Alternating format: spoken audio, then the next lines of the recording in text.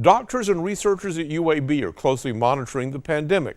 One doctor who specializes in kidney treatment explains the concern she has about how this illness is impacting patients and putting a strain on dialysis supplies. This virus causes extensive damage throughout the system, more than any other virus that we've seen. A large, substantial percentage of patients are going to develop acute kidney injury or damage to the kidneys. And depending on the geographic region you're looking at, probably about 20% to 30%.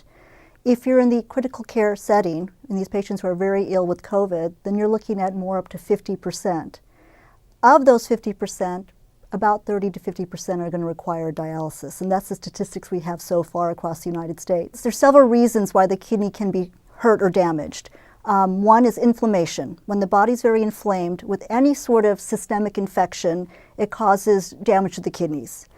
Two, many patients may become dehydrated from high fevers. And when you're already dehydrated, that of course, if it's prolonged enough, can cause damage to the kidneys.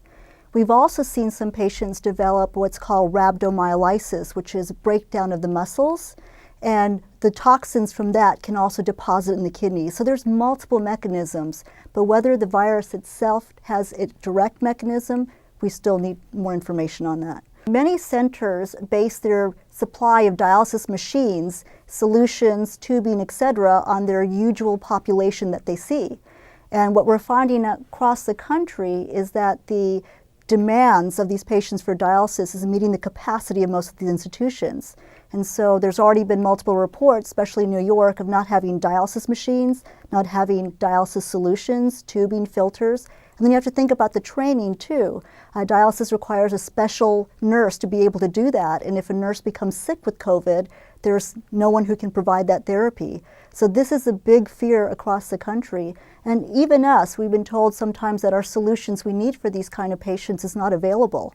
And so we're having to do a lot of alternative treatments to try to provide these needs for these patients. Luckily in Birmingham, we're okay right now, but that could change any day. So most of the time, if you have good kidneys to begin with, you recover.